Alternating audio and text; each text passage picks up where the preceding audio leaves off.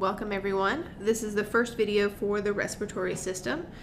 In this first video, we're going to go over kind of an overview of the respiratory system and then go through each part of the respiratory system, talking about the anatomy and histology of the structures found there. All right, so let's start with our overview. So the function of the respiratory system, I'm sure you're all familiar with, is to supply blood with oxygen and to remove carbon dioxide, which is a waste product from cellular respiration.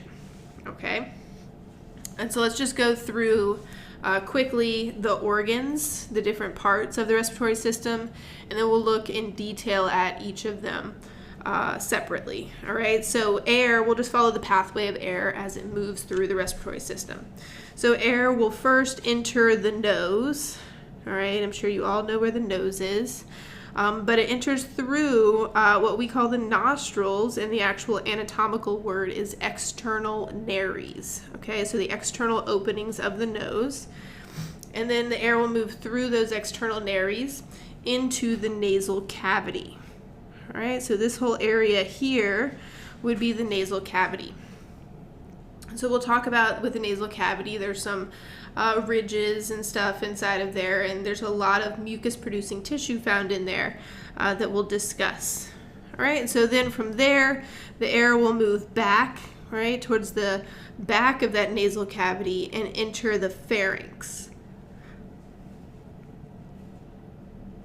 Okay, and so we're going to point to the pharynx right there, but it actually includes all of this area here, right? That is all pharynx.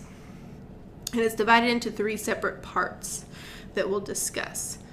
Okay, and so then from there, the air will travel down, all right, so the pharynx until it reaches this region here, which is the larynx or the voice box. Okay, so this would be the larynx. And you can see this structure here. That would be the epiglottis, which can close to cover off that opening to the respiratory system. And then from the larynx, the air will travel then down into this structure, which is the trachea. Okay, so that would be the trachea. And then from the trachea, they're going to split into left and right. Those left and right branches are called bronchi, or singular would be bronchus. All right, so that would be one bronchus there. And then those bronchi will branch into smaller and smaller bronchi into bronchioles, and then you will reach the actual lung tissue. All right, those alveoli, the air sacs in the lungs. Okay, so that's the overview of the anatomy of the respiratory system. Now let's go through each part and talk about some details for each. All right, so we're going to start with the nasal cavity. Okay, and so the histology for the nasal cavity, all right, is going to be pretty typical for most of the respiratory system, and we'll talk about a couple exceptions. Essentially wherever there's only air moving through the respiratory system, you're going to find this type of epithelium. Okay, so the respiratory epithelium is ciliated pseudostratified columnar.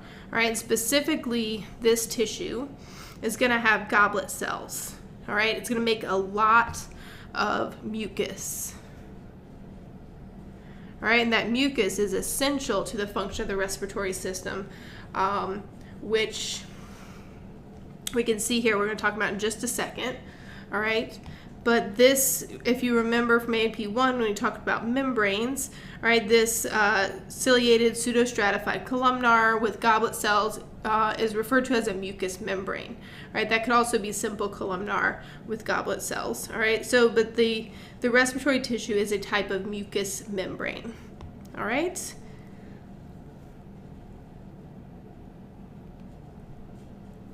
And its function is to clean and kind of filter the air. And so if you imagine these cells, right, with these cilia on top, and they're all kind of coated in mucus, that mucus will act kind of like a sticky surface for any dust or microbes that are in the air you breathe in to get trapped in. And so then that cilia, right, the cilia will move that mucus containing all that debris back to the back of the nasal cavity and then down the pharynx, and then it can be swallowed and be moved into the stomach to be destroyed. Okay, so that's the function of the cilia. It keeps that mucus moving back. And then that mucus also will help to warm the air, all right? And it will humidify the air, and that's very important, all right? You know, if you breathe really dry, especially like really dry, cold air, that can feel very painful on your lungs and your trachea, right? So it's very important for the air to be humidified and slightly warmed. Okay, so now let's talk about inside of that nasal cavity. I said there are ridges, all right? So those are called nasal conchae. And you learned about these in A&P 1 when you studied the bones. You probably learned the inferior nasal conchae, right? That's a separate bone. And so there are actually 3 nasal conchae. And so you can see them here. They're these kind of almost like little shelves. And you would have 3 on the right side and 3 on the left side. And so what they do, and they're coated with that same mucous membrane. And so what they do is they help to create turbulence in the air and move it around. So that air will hit those conchae and it'll help move the air around and kind of up against that mucous membrane. And it also increases the surface area within that nasal cavity. So there's more area for the air to come in contact with that mucous membrane and get cleaned and warmed and humidified. All right, and so we have with the 3, right, there's the superior, so that would be up here, the middle, and the inferior, right, nasal conchae. And so that would be on the left and on the right. Okay. Also, since we're talking about the nasal cavity, let's talk about the paranasal sinuses. And you should have learned about these with bones because they are spaces in bones, and they are spaces in the bones of the skull. Okay, and the function of these spaces is to make the skull bones lighter, but also for mucus production. And so they would have these mucous membranes as well. And you know, if you get any kind of sinus infection, a lot of times the ducts connecting those sinuses, those spaces in the bones to your nasal cavity can get clogged, and that'll create a lot of pressure, and that can be really painful. Okay, and so there's 3 places where you have these paranasal sinuses. The first one is in the frontal bone, all right, so like right on the front of your forehead. The next one is the sphenoid bone, and then your maxilla, your cheekbones, have paranasal sinuses, and the ethmoid bone has paranasal sinus. Okay. And then also with the nasal cavity, we have the nasolacrimal duct. All right. And so this connects the tear glands in your eyes to your nasal cavity. And so you know if you cry a lot, right, your nose will start to run, and that's just because those tears are being drained into that cavity. All right. And it actually will drain right around up in here with those nasal conchae. Okay, so that's the nasolacrimal duct. All right. Okay, so now let's talk about the pharynx. So that was the nasal cavity. So let's continue on back to the pharynx. All right, and so the pharynx in general is divided into 3 parts. So we'll talk about each of the 3 parts separately and the tissues found there. Okay, and so the first region is the nasopharynx, and so that would be from here, all right, so basically the back of the nasal cavity down to where the uvula is. All right, so that's the nasopharynx. Okay, so it's the part of the pharynx that's just behind the nasal cavity. And then that uvula, what it will do, its function, one of its functions, is to kind of, when you swallow, it moves up and it blocks off this nasal passageway, so whatever you're swallowing can't move up into the nasal cavity. All right. And because This generally is a passageway only for air, right? Air would move in through the nasal cavity, and so you would only have air in this nasopharynx. It contains that respiratory tissue, that pseudostratified tissue with goblet cells and cilia, all right? So remember, wherever you have air only, that will be that respiratory tissue, okay? And then also within that nasopharynx, we have the opening to the eustachian tubes. All right, these connect your ears to your pharynx, okay? And your pharyngeal tonsils, which are not pictured here, are located in this part, right? So they would be very close by to those eustachian tubes right about here, pharyngeal tonsils. All right, and then as we move down, we get to the oropharynx. So if I were to mark that, it would be from the bottom here of the nasopharynx down to right about where that epiglottis kind of starts there. All right, that would be the oropharynx.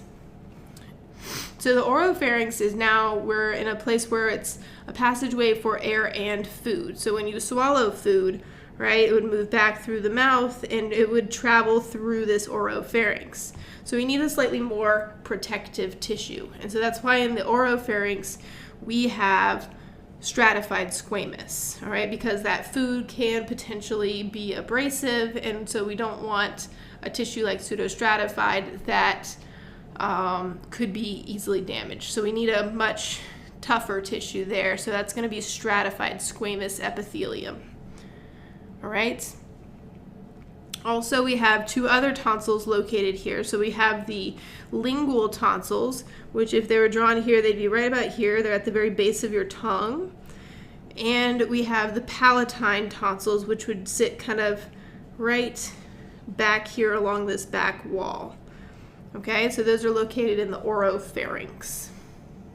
And then lastly, we have the laryngopharynx, and that goes from the ending of the oropharynx down to essentially right here where that larynx kind of ends, the opening to the larynx. There we go.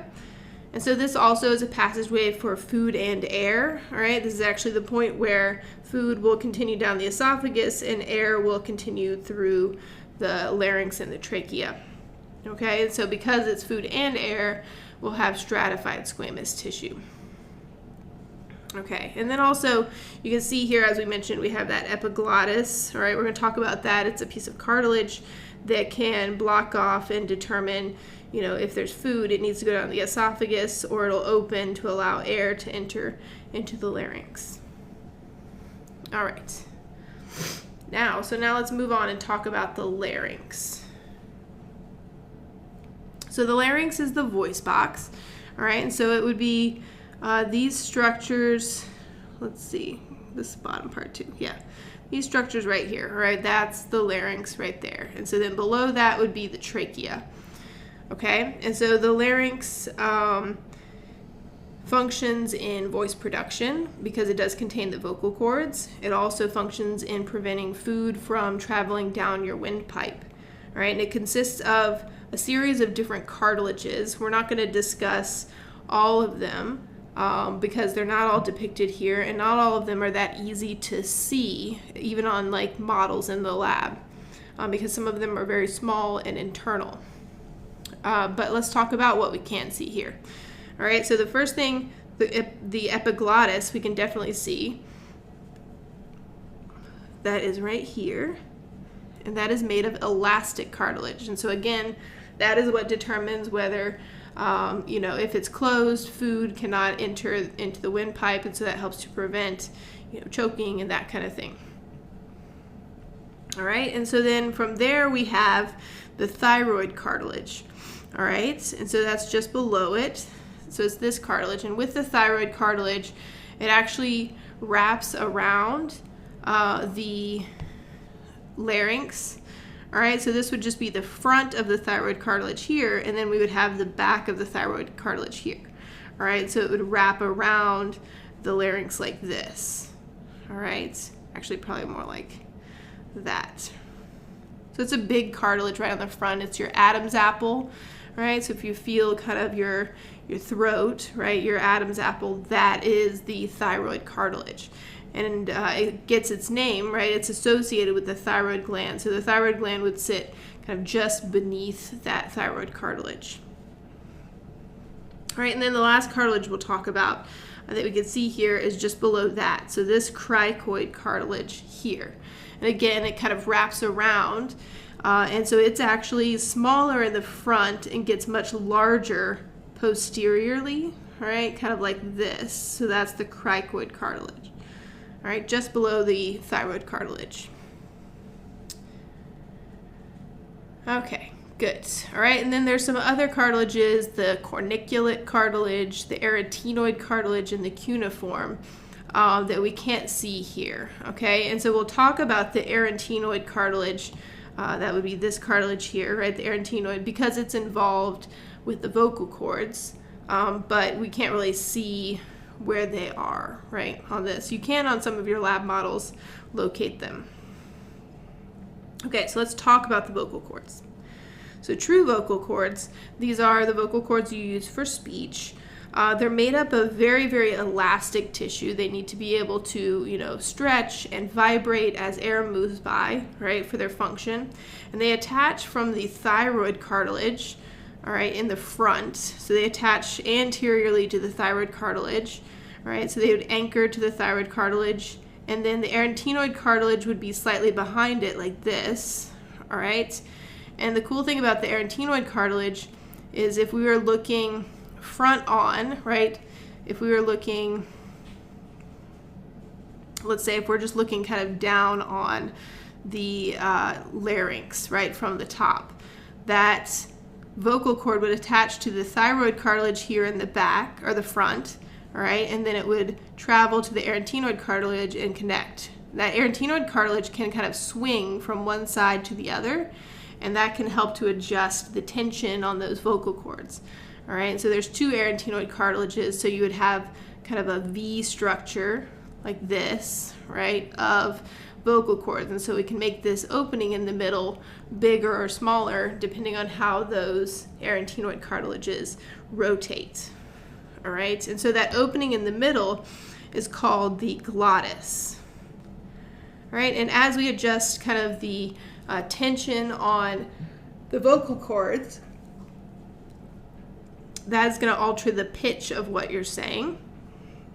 And then you can change the volume of what you're saying by simply forcing more air more quickly past those vocal cords. All right, so you're just moving more air. All right, that's why yelling can be so exhausting, right? Because you're forcing more air past the vocal cords. All right, so it takes more energy. Okay, and so then we have false vocal cords. All right, so these are not typically associated with speech. All right, these are more, so they sit above the true vocal cords, and they're folds of mucous membrane. Okay, and so essentially what they can do is they can kind of close off when and like seal the top of that larynx, and that will actually increase abdominal pressure, maybe if you're straining for like a bowel movement or during childbirth, or even sometimes if you're picking up something really heavy and you're straining. That is the function of these false vocal cords. All right, so increasing abdominal pressure. Okay, now let's talk about the trachea. So the air has moved through that larynx, through the vocal cords, and now we have reached the trachea. Okay, and so the trachea runs through the mediastinum, right, where we find also the esophagus and the heart and a lot of the big blood vessels. And it contains these C-shaped cartilage rings, right? So each of these little blue lines is going to be a cartilage ring, and they're actually opened posteriorly. So they have a C shape, and the opening of that C is on the back, the posterior side. And that's because the esophagus travels behind that trachea. And so when you swallow like a big, ball of food, that's going to have to travel downwards behind this trachea. So the trachea needs to be able to kind of expand a little bit and accommodate that bolus of food. All right, so you have that opening in the cartilage to allow for room when you swallow something. Okay, so now let's talk about the histology. So this is kind of a picture of the general histology of the trachea. And so you looked at this slide in A&P 1 when you studied hyaline cartilage, all right? And so the first, we have our respiratory tissue, okay? So we have our respiratory epithelium here, our pseudostratified tissue with cilia and goblet cells. And then below that, we have this layer called the submucosa. And it's called the submucosa because typically the layer with the epithelium is called the mucosa, and then the layer below that is called the submucosa. All right, so this is the submucosa, and it contains mucus glands. Okay, and so that's what you see here, right? Each of these would be a mucus gland.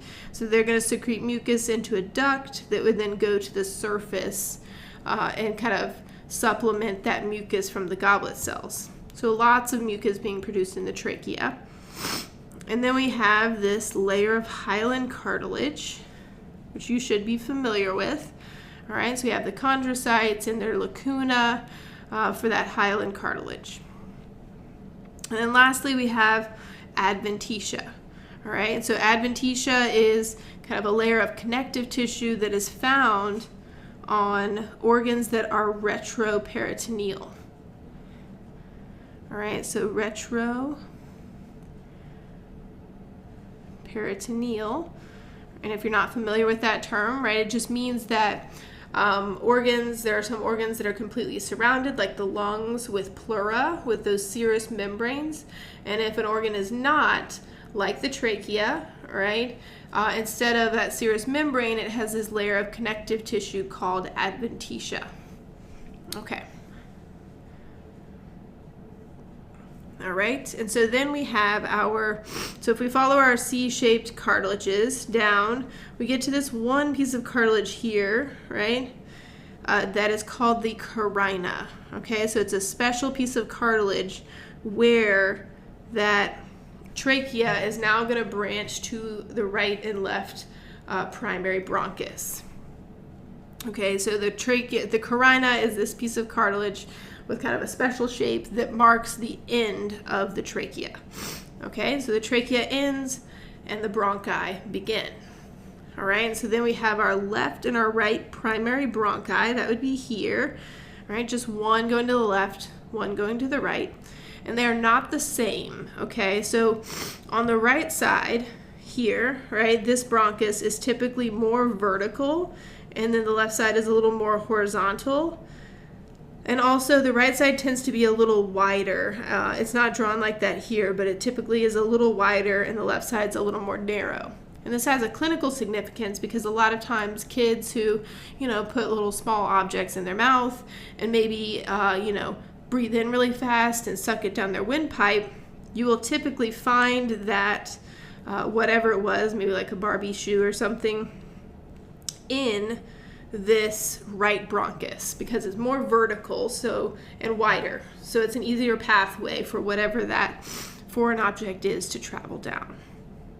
Okay? So the primary bronchi, all right? And then we have with the lungs, and we also see this with the kidneys when we talk about them, a region that is called a hilum.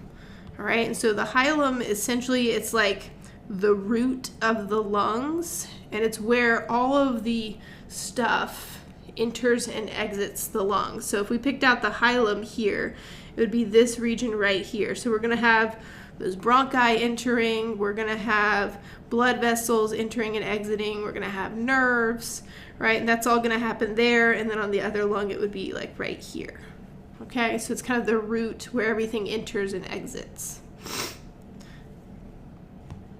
Okay, so then our bronchi are going to branch again to secondary bronchi. Okay, and so you have one secondary bronchus for each lobe of the lungs, So you can see here that the left lung has 2 lobes, so 1 and 2, and the right lung has 3, 1, 2, and 3. And so we have 3 secondary bronchi here and 2 here. And then it will branch to tertiary bronchi and then to bronchioles. And eventually those bronchioles will branch to the smallest type of bronchiole, which is called a terminal bronchiole. Okay? And so as those terminal bronchioles get smaller and smaller and smaller, their tissue is going to go from looking like this, right, with our typical respiratory epithelium of pseudostratified, to having columnar, to having cuboidal tissue. And so that's important to point out, because when you're looking in the lab at some of your histology slides, right, you may be looking at the lung for your bronchiole, and you don't necessarily see pseudostratified, right? If it's a very small terminal bronchiole, the tissue might look cuboidal, right? That's just what happens the smaller they get. But you'll always see some sort of epithelium like that, one of those 3, and then a layer of smooth muscle around it. Okay, and that's because these terminal bronchioles have the ability to constrict and dilate.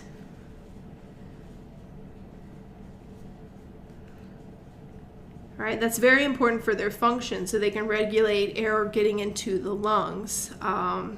And so they can dilate to let more air move more easily. And you know, if maybe somebody who has an asthma attack, which would cause those bronchioles to constrict, right, that'll restrict airflow into those alveoli. All right, so that smooth muscle in those terminal bronchioles are what's going to control the diameter of those bronchioles. Okay. Good. All right, and so just a couple terms really quick to point out before we move on to our alveoli is that there's 2 distinct zones. So we have the conducting zone, which is essentially everything we've talked about up until this point, all right? This is just regions that are simply a passageway for air. There's no gas exchange occurring whatsoever. So air is just moving from the nose to those terminal bronchioles. Okay, and so now we're about to talk about the alveoli, which is where gas exchange actually occurs. All right, that will be considered the respiratory zone. Okay, so the conducting zone is just a passageway. The respiratory zone is where gas exchange is happening. So that's the alveoli. All right, so let's talk about those alveoli. Okay. So the terminal bronchioles will branch and get smaller and smaller, and then you'll have one terminal bronchiole go to kind of a sac of alveoli called an alveolar sac, all right? And that alveolar sac is going to look kind of like a bundle of grapes, all right? And so then each of those little grapes is going to be a single alveolus, and so that's what we're looking at here, right? So this would be one alveolus.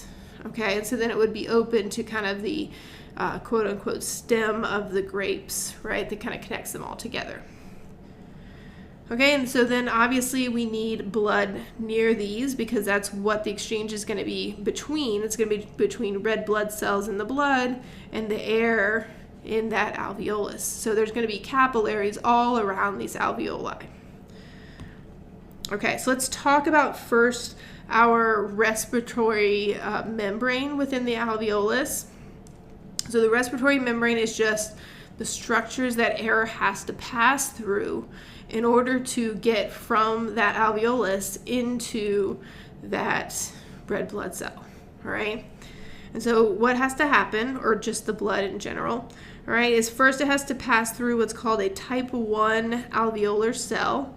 That is just a fancy word for this simple squamous cell right here, right? So the simple squamous cell of the alveolus, that is our type 1 alveolar cell. So the air obviously would have to pass through that, right? If we're trying to get into our blood vessel, right, our capillary, and then it would have to pass through that simple squamous of the capillary as well, okay? And then it's home free, it's in the blood, okay? So we have our simple squamous of our alveolus, we have our endothelium of our capillary, and then between the two, right, they're each going to have basement membrane. These are epithelial cells, so we're going to have a little layer of basement membrane along this cell and a little layer of basement membrane along this cell. Okay, so technically that basement membrane is part of the respiratory membrane. So if we kind of put all that information together, air starting here, starting here, right, in the alveolus, would then have to move through this simple squamous cell, its basement membrane, the basement membrane of the capillary, and the simple squamous cell of the capillary, and then it is in the blood. All right, that's the respiratory membrane. Okay, so it's like a sandwich, right? So we have the two layers of bread that are our simple squamous cells. We have the peanut butter here and the jelly here, right? That's what we got. Okay, then we've got a couple of other types of cells. So within this alveolus, there are also type 2 alveolar cells. Okay, and so that's what's shown here is this little yellow guy. All right, and these type 2 alveolar cells are really important because they make surfactant. Okay, and so surfactant, let me actually just erase this, all right? So surfactant would be this layer of green stuff here, right, sitting on kind of the inside of those simple squamous cells. And so the job of that surfactant is to make sure that alveolus doesn't collapse in on itself. So when you exhale the air, all right, this pressure could be really low within this alveolus, all right, and we don't want it to collapse on itself because then it'll take a lot more energy to kind of reopen that space. And so that's the job of this surfactant. So it prevents it from collapsing. And so a lot of times with, this is a problem with babies that are born maybe prematurely, right? They have trouble breathing because they don't have this surfactant produced yet. All right, so they'll need some help breathing because it'll be difficult because they don't have the surfactant to help keep those alveoli open. Okay, and then also in the alveoli, there are alveolar macrophages. Okay, so we know macrophages are phagocytes. They love to go and eat stuff, and that is exactly what they're going to do here, right? They're derived from those monocytes in the blood. All right, and so they're going to remove things like dust and debris from these alveoli. Okay, good. All right, so then the last organ we have to talk about for the respiratory system is the lungs. So the lungs and the pleura that surround the lungs. All right, and so with the lungs, there are two special circulations. So we're familiar with the pulmonary circulation. We talked about it with the heart, right? It's going to be sending deoxygenated blood from the heart to the lungs so it can pick up oxygen there and bring it back to the heart. All right, we understand that. That's awesome, right? Then there's also the bronchial circulation. The bronchial circulation is circulation specifically of oxygenated blood that brings that oxygen and nutrients to the lung tissue, the bronchioles and all that stuff, the bronchi, to the lung tissue. Okay, so it's kind of like analogous to the coronary circulation of the heart, right? Except this is for the lung tissue. So it's the oxygenated blood that feeds the lung tissue. Okay, so now let's look at the actual lungs themselves. So when we're looking at the lungs, they have an apex, right? That's kind of the top point here on both of them.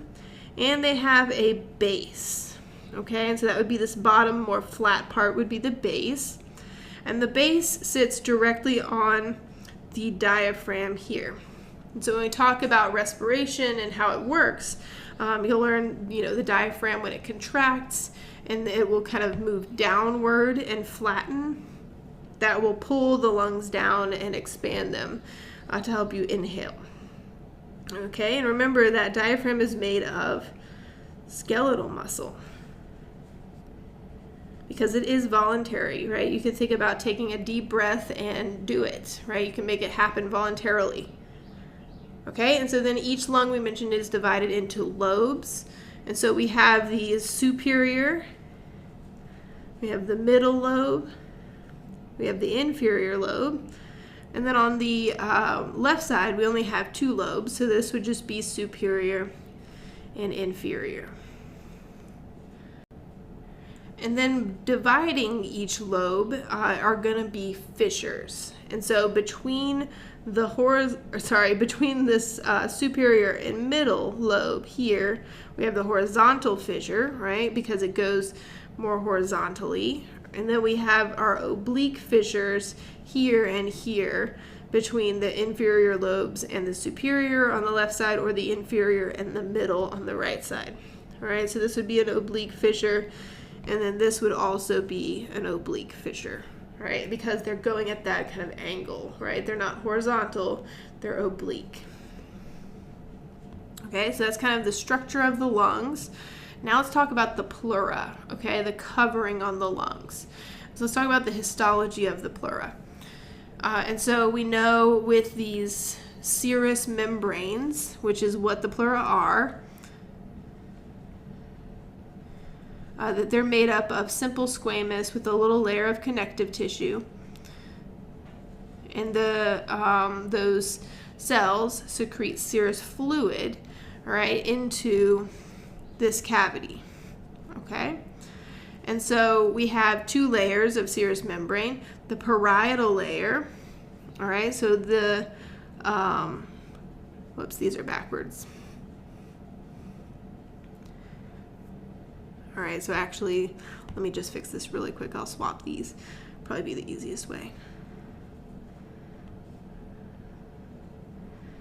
All right. So this would be visceral. This would be parietal. There we go. Okay.